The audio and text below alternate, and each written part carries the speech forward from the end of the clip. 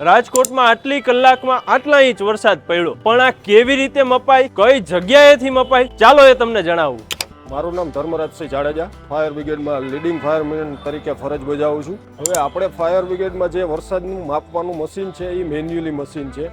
જે મશીનમાં વરસાદ પડે છે એ અંદર કન્ટેનરની અંદર ભેગો થાય છે. કન્ટેનરમાંથી આપણે દર કલાકે એને કાઢી અને મિલીમીટરમાં આપણે માપીએ છીએ. જેના માટે આ સાધન છે, આની અંદર નાખી અને આપણે એને મિલીમીટરમાં માપીએ છીએ. દર 25 મિલીમીટરે 1 ઇંચ વરસાદ ગણાય છે. આવી રીતે આપણે માપીએ છીએ.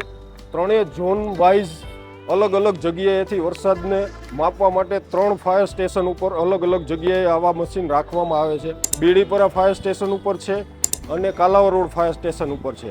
જે બધી જગ્યાએથી માહિતી આપણે કંટ્રોલ રૂમની અંદર ભેગી કરીએ છીએ. દર કલાકે એ લોકો પાસેથી આપણે આંકડાઓ લઈએ છીએ અને ટોટલ કેટલો વરસાદ કઈ જગ્યાએ પડ્યો છે આ ત્રણેય એરિયાનો વરસાદ આપણે બુકમાં એન્ટ્રી કરીએ છીએ.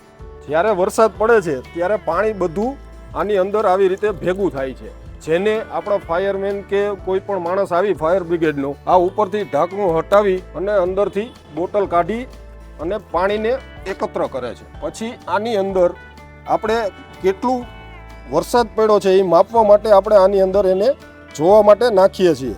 જે અત્યારે આપ જોઈ શકો છો, જે 7 mm સુધીનું પાણી આવ્યું છે, એટલે આપણે 7 મિલીમીટરનો વરસાદ નોંધાયો છે એવું આપણે બતાવીએ છીએ. 7 mm છે. આ ભેગો થતાં કલાકે દર 25 mm 1 ઇંચ જેટલો વરસાદ ગણાય છે. એટલે 25 mm થાય ત્યારે આપણે ઇંચમાં એની ગણતરી કરીએ તો 1 ઇંચ ગણી શકાય.